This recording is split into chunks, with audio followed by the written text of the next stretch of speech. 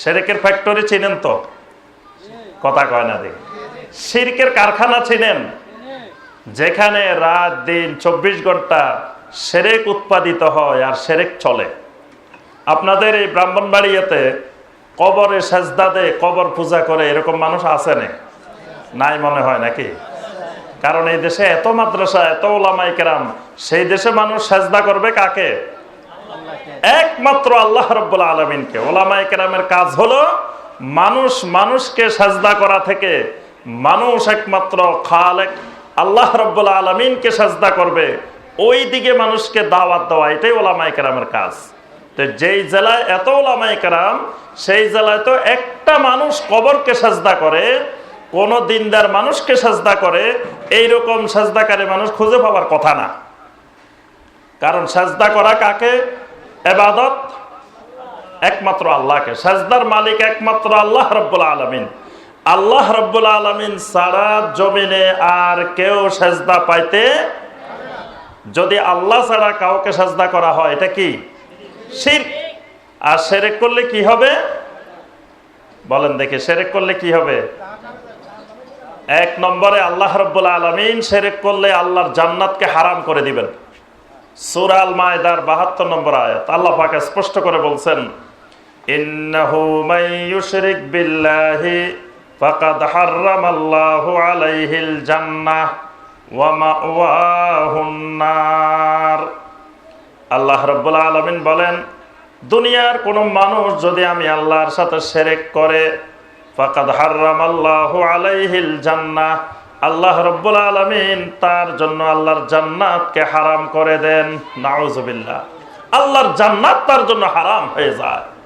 তাহলে সাজদা করার জন্য আল্লাহ পাক সরাসরি নির্দেশ দিয়েছেন, লা তাসজুদু লিশ-শামসি ওয়ালা লিল-কামার ওয়াসজুদু লিল্লাহিল্লাযী খালাকাহুন্না ইন কুনতুম ইয়্যাহু তা'বুদুন।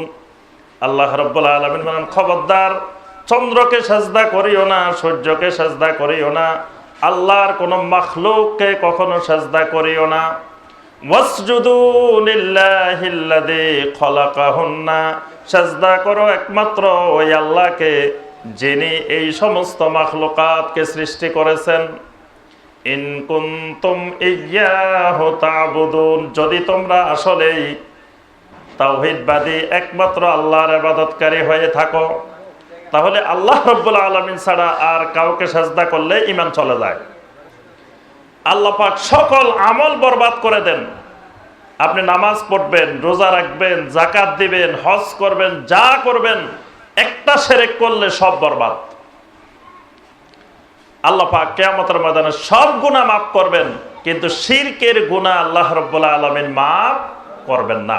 তাহলে একজন মানুষ যদি কোনো কবরের সামনে গিয়ে সেজদা করে, বা জীবিত ওলি, মৃত ওলি, কোন দিনদার মানুষের সামনে যদি সেজদা করে, তাহলে তার ঈমান বাতিল, তার ঈমান শেষ।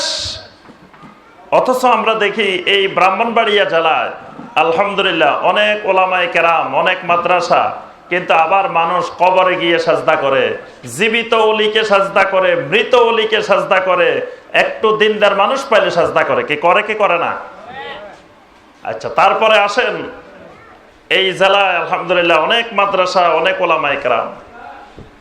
তাহলে এই জেলায় তো একটা উঁচু কবর থাকার কথা না। উঁচু কবর বুঝেন? মানে কবর হবে সমান, কবর উঁচু হবে না। আল্লাহ রাসূল সাল্লাল্লাহু আলাইহি ওয়াসাল্লাম মদিনাতে আলী রাদিয়াল্লাহু তাআলা আনহুকে পাঠাইলেন। মদিনার মধ্যে যত উঁচু কবর আছে সমস্ত উঁচু কবর ভেঙ্গে সমান করে দিবা। সহিহ মুসলিমের হাদিস। আলী রাদিয়াল্লাহু তাআলা আনহু মদিনার মধ্যে যত উঁচু কবর ছিল সবগুলা ভেঙ্গে দিয়ে এসে আল্লাহ রাসূল সাল্লাল্লাহু আলাইহি ওয়াসাল্লামকে বলছেন যে আমি আজকে থেকে সব কবর, উঁচু কবর ভেঙ্গে সমান করে দিয়ে এসেছি, একটা কবরও মদিনার মধ্যে আর নাই যেটা মাটির থেকে উঁচু। আল্লাহ রাসূল সাল্লাল্লাহু আলাইহি ওয়াসাল্লাম বললেন, কোন ব্যক্তি যদি কিয়ামতের আগে আবার যদি এরকম কবরকে উঁচু করে, একবার ভেঙ্গে সমান করে দেওয়ার পরে আবার যদি কেউ এটাকে আবার নতুন করে উঁচু করে ফাকাদ কাফারা বিমা উনসিলা আলা মুহাম্মাদিন সাল্লাল্লাহু আলাইহি ওয়াসাল্লাম, এই ব্যক্তি মুহাম্মাদুর রাসূলুল্লাহ সাল্লাল্লাহু আলাইহি ওয়াসাল্লাম আল্লাহর যেই দ্বীন নিয়ে এসেছেন সেই দ্বীনের প্রতি কুফরি করলো। কি সুবহানাল্লাহ না নাউযুবিল্লাহ? কিছু বলেন না দেখি আপনারা, এই এলাকায় মনে কিছু বলা লাগে না নাকি? জি, তো বলবেন তো সুবহানাল্লাহ, আলহামদুলিল্লাহ, আল্লাহু আকবার, একটা না একটা কিছু বলতে হবে তো। তাহলে কি বলতে হবে? নাউযুবিল্লাহ। ঈমান চলে যাবে, কুফরি হবে কবর উঁচু করলে। অথচ ব্রাহ্মণবাড়িয়া জেলা উঁচু কবর আছে না? তা এত আলেম ওলামা এত মাদ্রাসা থাকে, আবার উঁচু কবর থাকে কেমনে? আচ্ছা, এবার আসেন, নাহা রাসূলুল্লাহ সাল্লাল্লাহু আলাইহি ওয়াসাল্লাম আইয়ুজাসসাল কবর, আল্লাহ রাসূল সাল্লাল্লাহু আলাইহি ওয়াসাল্লাম কবর পাকা করতে নিষেধ করেছেন, কবর পাকা করতে নিষেধ করেছেন। ওয়া নাহা আইয়ুবনা আলাইহি, কবরের উপরে বাড়িঘর বানাইতে, আস্তানা বানাইতে, বিল্ডিং বানাইতে, এগুলো বানাইতে নিষেধ করেছেন। সহিহ হাদিস, স্পষ্ট হাদিস। এই ব্যাপারে কারো কোনো পৃথিবীর দ্বিমত নাই, সবাই একমত যে কবরকে উঁচু করা যাবে না, কবরের উপরে ঘরবাড়ি বানানো যাবে না। ব্রাহ্মণবাড়িয়া জেলা মনে হয় নাই নাকি? কবরের উপরে ঘরবাড়ি আছে না? কবরের উপরে সুন্দর করে বাড়ি বানানো, এবং বাড়ি বানায় প্রতি বছর সেখানে রং করা হয়, সুন্দর করে চুনকাম করা হয়, সাজানো হয়। আবার যে আল্লাহর ওলি মারা গেছেন তার কবর উঁচু করে উপরে মশারি দেওয়া হয়, মশা কামড়ায় দিব হুজুরেরে। হুজুরকে মশা কামড়ানোর সম্ভাবনাও আছে, এই জন্য সুন্দর মশারিও দেওয়া হয়। আবার হুজুরের মাঝে মাঝে বিয়ে শাদী হয়, হুজুরের মাঝে মাঝে এই জন্য শামিয়ানা টাঙ্গায় দেওয়া হয়। আবার দেখা যায় প্রতি বছর ওরস হয়, ওরস হলো নববধূর অনুষ্ঠান, বিয়ের অনুষ্ঠান। আবার এরকম ওরস মোবারক হয়, মানে হুজুরের বিয়ে হয় প্রতি বছর বছর। কবরে বসে বসে বিয়ে করে, রং তামাশা করে, এগুলোর বিয়ে শাদীর অনুষ্ঠানও হয়। তাহলে আমি বলতেছিলাম এটাই, যে যেই জেলায়, ব্রাহ্মণবাড়িয়া জেলায় এত বড় বড় মাদ্রাসা, এত ওলামায়ে কেরাম, কিন্তু সেই দেশে দুঃখজনক, সেই এলাকায়, সেই অঞ্চলে শিরকের কারখানা, শিরকের অসংখ্য ফ্যাক্টরি বিদ্যমান আছে কি নাই? আপনারাই সাক্ষী, আপনারাই এলাকার মানুষ, আপনারাই ভালো করে জানেন। অসংখ্য শিরকের কারখানা, শিরকের ফ্যাক্টরি। এই এলাকায় তাবিজ তোমার আছে কিনা? কি এত আলেম থাকলে আবার তাবিজ থাকে কেমনে? তাবিজ আছে? হ্যাঁ, নাই মনে হয়। তাবিজ চিনেননি আপনারা? কোনগুলা? হ্যাঁ, এগুলা হাতের মধ্যে থাকে, গলার মধ্যে থাকে, কোমরের মধ্যে থাকে, বিভিন্ন জায়গায় থাকে। এগুলা দেওয়া কি জায়েজ আছে কি নাই? আল্লাহ রাসূল সাল্লাল্লাহু আলাইহি ওয়াসাল্লাম স্পষ্ট করে বলছেন, মান তাআল্লাকা তামিমাতান ফাকাদ আশরাকা, যে ব্যক্তি তাবিজ ঝুলায়, তাবিজ লটকায়, সে আল্লাহর সাথে শিরক করে।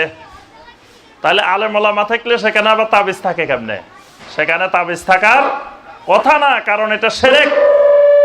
তাবিজ তোমার ঝুলাইলে হাতের মধ্যে, গলার মধ্যে, কোমরের মধ্যে যদি কেউ তাবিজ ঝুলায়, শিরক। অথচ ব্রাহ্মণবাড়িয়া জেলা আপনারা বলতেছেন এইগুলো নাকি আছে। তারপরে আপনার বেদাত, যেই দেশে ওলামায়ে কেরাম আছে সেই দেশে কোনো বেদাত থাকার কথা না। কি বলেন? ওলামায়ে কেরাম সবসময় সোচ্চার থাকবেন বেদাতের বিরুদ্ধে। কোনো বেদাত যাতে ইসলামের মধ্যে তৈরি না হয়, এই ব্যাপারে ওলামায়ে কেরাম সবসময় সজাগ থাকবেন। কিন্তু আপনাদের এলাকায় বেদাত আছে? আছে? বেদাত করলে কি উপকারিতা বলেন তো দেখি? ইয়াকুম মুহদাসাতিল উমুর ওয়া কুল্লু মুহদাসাতিন বিদআহ ওয়া কুল্লু বিদআতিন দালালাহ ওয়া কুল্লু দালালাতিন ফিন্নার। বেদাতের উপকারিতা হলো, বেদাত করলে জাহান্নামে যেতে হয়। বেদাত করলে জাহান্নামে যাওয়া লাগে। কিন্তু বেদাতটা দেখতে অনেক সুন্দর, বেদাতটা দেখতে অনেক মজাদার, দেখতে অনেক ভালো জিনিস মনে হয়, কিন্তু ভালো কাজ করে কোথায় যেতে হয়? জাহান্নাম। কুল্লু বিদআতিন দালালা ওয়া কুল্লু দালালাতিন ফিন্নার। বেদাতের পরিণতি জাহান্নাম। তো ওই বেদাত তো ব্রাহ্মণবাড়িয়া জেলায় আলহামদুলিল্লাহ নাই। বেদাত মুক্ত ব্রাহ্মণবাড়িয়া নাকি আছে?